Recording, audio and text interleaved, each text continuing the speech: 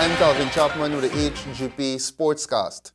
US-based Guyanese back in Guyana to develop women's football from the grassroots level and to acquire female coach status in the country. Sean Embrock with more details. Colin Wilson, 29 years old, a US-based Guyanese, the holder of a bachelor's degree and extensive experience in coaching, is back in Guyana with a proposal to contribute to the development of women's football. I help out by creating a girls' football academy down here in Guyana.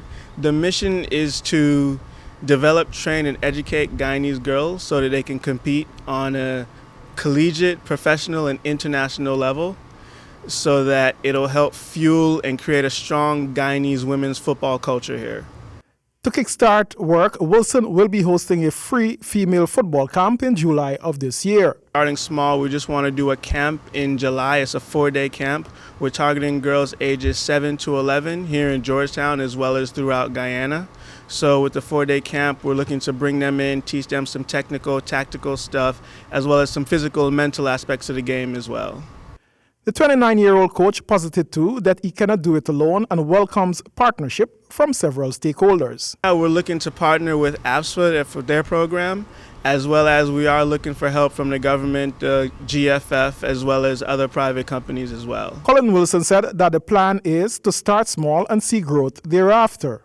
The plan is to start small with just the one camp, and then when that gets going, we'll have another camp, and then another camp, and another camp.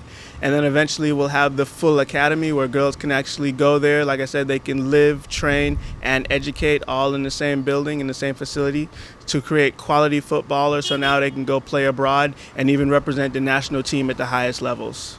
Wilson is of the strong view that women's football is full of potential in Guyana. For HGP Sports, Sean Embrock. The GFF is interested in entering solid, meaningful partnership for the development of football with other stakeholders. Sean Embrock again with that story. The Guyana Football Federation, GFF, is in discussion with the view to fostering partnerships for the development of football at the youth level. This was alluded to by the Federation's president, Wayne Ford, while speaking at the launch of the Limacall football tournament a week ago. At this point, I can tell you we're very interested in the youth level because the Guyana Football Federation main focus is the development of football. And we believe that we can do very good work at the youth level, and we believe that we can build good partnership at the levels above youth level, where some of the tournaments don't necessarily need to be run by the Federation, but the structure of how these tournaments operate needs to be engineered by the Federation Technical Department. The outcome, Ford said, is expected to have fruitful relationships. So those are relationships that we will be exploring in the future, and I can see us having some very good conversation as to where we go with that. The GFF itself has started a nationwide grassroots football program for children ages 5 to 12 years old. For HGP Sports, Sean Embrock. More football news. The Stag Nations Cup knockout football tournament to restart Wednesday, January 18 at Golden Grove, East Bank, Demerara. Following unprecedented rainfall during the Christmas season, which resulted in the organizers of the Stag Nations Cup Knockout Football Championships having to halt proceedings, competition is set to restart on Wednesday, January 18, with the final 2 rounds of 16 matches. Teams from 5 associations, Berbice, East Demerara, Georgetown, East Bank, and West Demerara, affiliated to the Guyana Football Federation, have been battling each other from December 14 last for a place in the final with a top prize of $2 million at stake. Second place attracts $1 million, while third place will get $500,000 and fourth $300,000. On Wednesday, Grove High Tech will play New Amsterdam United in the feature match at 2100 hours, with the Namstel matching skills with Ans Grove in the curtain raiser from 1900 hours. The respective winners book in the final 2 quarterfinal spots. Already through to the quarters are Western Tigers, who have earned a date with Port-Join, Santos, which will tangle with Iflot Warriors, Police, who will battle the winner of the Grove High Tech New Amsterdam United clash, and Rhythm Squad, set to oppose the winner of the Ans Grove the Namstel matchup. Teams walking the plank are Maikoni Thunderhawks, Flamingo, Golden Stars, Young Achievers, Northern Rangers, Kururu Warriors, Cougars, Rosignol United, Herstelling Raiders, and Mahaika Determinators. In international cricket news, West Indies' proposed tour to Pakistan for 2 T20 internationals in mid-March is off the table.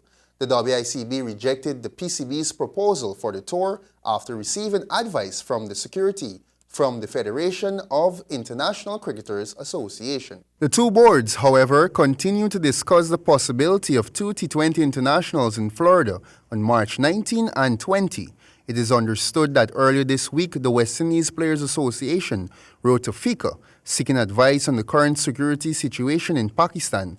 FICA reportedly gave WIPA the latest security advisory from its security consultants, Eastern Star International, who provide security for various international boards, including the England Cricket Board, Australia Cricket, New Zealand Cricket, and the ICC.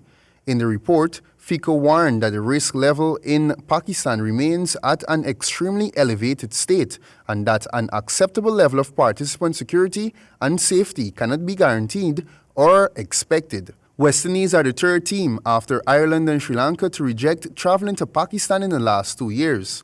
In 2015, Zimbabwe became the first test-playing nation to tour Pakistan since 2009, when an attack on the Sri Lankan team bus resulted in the suspension of international cricket from Pakistan. The ICC, however, had refused to send its match officials for the series. The PCB appointed its own match officials and hoped the Zimbabwe series would serve as a stepping stone to reviving international cricket in the country.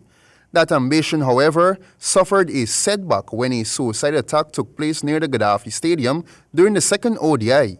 Zimbabwe, though, played the third and final ODI 2 days later and completed the tour. And with that, we conclude the HGP Sportscast. Back to you, Travis.